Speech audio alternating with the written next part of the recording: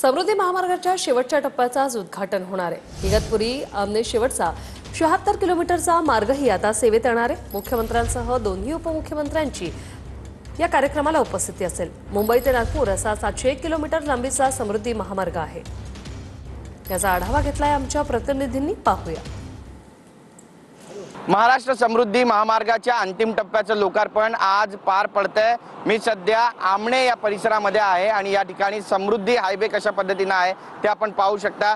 पूर्ण तयारी झालेली आहे। या ठिकाणी ठिकठिकाणी आपण पाहतोय की रंगरंगोटीचं जे काम आहे ते सध्या अंतिम टप्प्यामध्ये पोहोचलेलं आहे। इगतपुरी ते आमणे हा 76 किलोमीटरचा शेवटचा टप्पा आज वाहतुकीसाठी खुला होतोय। देशातील सर्वात मोठा 11 किलोमीटरचा बोगदा सुद्धा तयार करण्यात आलेला आहे। त्याचप्रमाणे वाहतुकीच्या दृष्टीने सर्वाधिक उंचीच्या खांबावर असलेला पूल आणि एकूण 32 मोठे पूल, 25 इंटरचेंज आणि 6 किलोमीटर ओव्हरपास तयार करण्यात आलेले आहेत। उपमुख्यमंत्री शिंदे यांच्या हस्ते या महामार्गाचं लोकार्पण घोटीतील दत्त मंदिराजवळील शेलार येथे दुपारी 12 वाजता होणार आहे। मुख्यमंत्री देवेंद्र फडणवीसही असतील आणि उपमुख्यमंत्री अजित पवारही असतील आणि त्यामुळे आता जी वाहतूक कोंडी आहे ती कुठेतरी सुटणार आहे। ठिकठिकाणी बॅनर्स, पोस्टर्स लावून याची माहिती सुद्धा देण्यात आलेली आपण पाहतोय की महाराष्ट्र समृद्धी महामार्गाच्या अंतिम टप्प्याचं लोकार्पण हिंदू हृदय सम्राट बाळासाहेब ठाकरे यांच्या महाराष्ट्र समृद्धी महामार्गाच्या अंतिम टप्प्याचं लोकार्पण या ठिकाणी होतोय।